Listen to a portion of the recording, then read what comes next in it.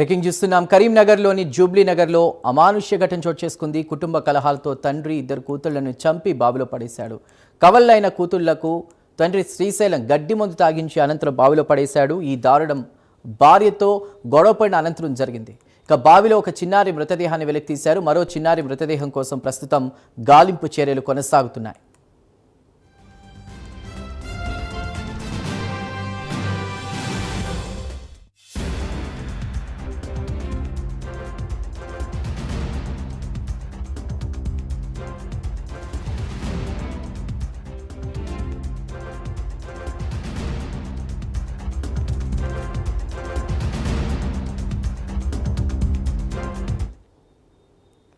బయటిగా కరీంనగర్లో జరిగినటువంటి అమానుష ఘటనకు సంబంధించిన పూర్తి వివరాలు మా ప్రతినిధి రాజు అందిస్తారు. రాజు, కవళ్ళైన ఇద్దరు పిల్లలకు కూడా గడ్డి మందు ఇచ్చి బావిలో పడేసినట్టు తెలుస్తోంది. ప్రస్తుతం దీనికి సంబంధించిన అప్డేట్స్ ఏంటి?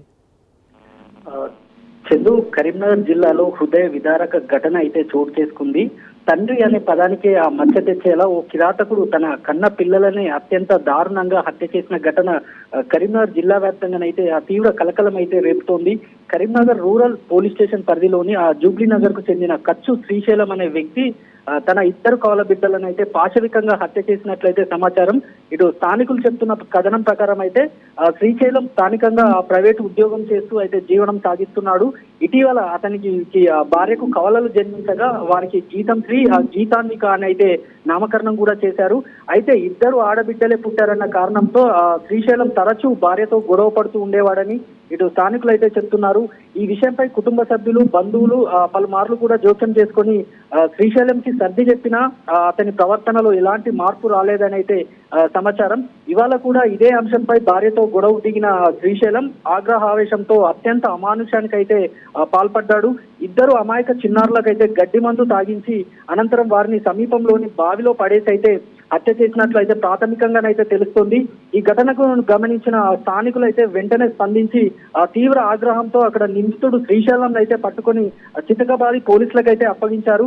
స్థానికంగా ఈ ఘటన అయితే తీవ్ర ఉద్రిక్తత అయితే దారితీసింది. సమాచారం అందుకున్న వెంటనే ఆ పోలీసులు అయితే ఘటనా స్థలానికి అయితే చేరుకొని ఇటు బావిలో పడ్డ చిన్నారుల కోసం గాలింపు చర్యలు అయితే చేపట్టారు.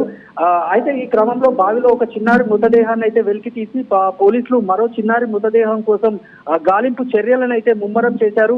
ప్రస్తుతం నిందితుడిని అదుపులోకి తీసుకున్న ఈ పోలీసులు ఈ ఘటనపై అయితే కేసు నమోదు చేసుకొని విచారణ అయితే కొనసాగిస్తున్నారు. హత్య గల అసలు కారణాలు, అటు ఘటనకు దారితీసిన పరిస్థితులపై అయితే లోతైన దర్యాప్తు అయితే చేస్తున్నారు. ఈ దారుణ ఘటనతో జూబ్లీ నగర్ ప్రాంతం విషాదంలో మునిగిపోయిందని అయితే చెప్పవచ్చు.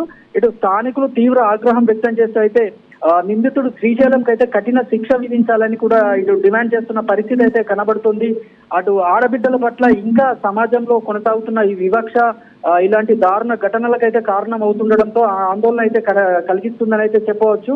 అసలు కన్న తండ్రి కిరాతకంగా మారి తన పిల్లల ప్రాణాలు తీసిన ఈ ఘటననైతే మానవత్వానికి మచ్చగా అయితే నిలుస్తుందని చెప్పవచ్చు. Chandu, right Raju, thank you.